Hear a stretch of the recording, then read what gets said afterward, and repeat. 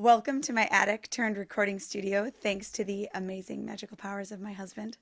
I am here to do two things on this video. One, I want to introduce you to something I've poured my heart and soul into in the recent weeks.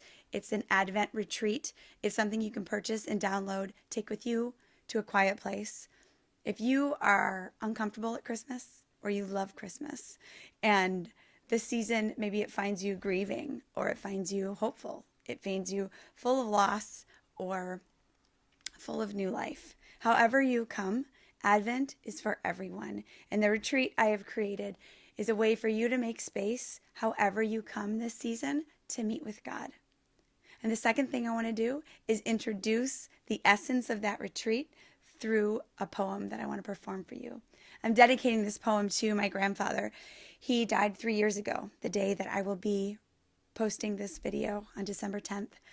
It was him who offered me the space at a very long table growing up. Right before he would say the prayer for Thanksgiving or Christmas, he would give me the space to read something that I wrote about God and how to connect with God that time of the year. I think my family thought I was a little bit crazy, but for me, it was a gift and a little tiny platform where I could experience and share my creativity. So working on this poem really harkened back to those days, and I am really, really grateful for them. So, Grandpa, this is dedicated to you. It was strange the way he came. He said, "I have good news for all people," but then it's a baby in a feed trough in a smelly barn. This is not what I expected. It was strange the way he came. Maybe like me, you've prayed and cried out, but life is not what you've expected. Desire now feels like fear. It's a lost and broken part of you. It's the place you've never been healed or set free. It's the shame of lack and the feeling of barely enough. And when you peek into this feed trough, you ask, is this the answer to my prayer?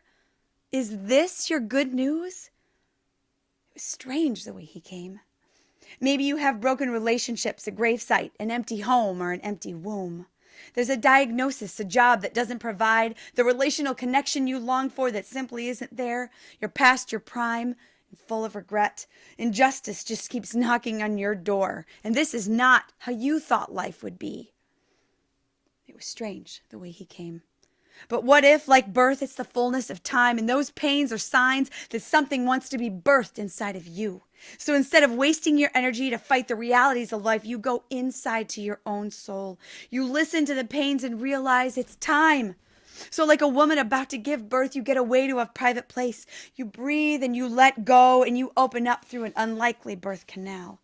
It was strange the way he came. You sit with the Spirit who will shut up those lies that have obscured the truth, who alone can silence the voices that have made you voiceless. And you pray, open my mouth like you did Zechariah's when he spoke the name you gave for his son. His months of silence built in him a truth and a trust so that when new life was born, he was actually the one who was set free. God, overshadow me like you did Mary 2 millennia ago, that against all odds there might be a birth in my soul. Advent is the word. It's a coming, it's a birth. And any woman who's given birth or anyone who's witnessed it knows that it is not something that comes easily. It's wrought through focus and breath and reveals a power and strength deep within. We bear down and we groan and travail, and we listen to the wise voices of support who remind us you've got everything you need. You are ready for this journey.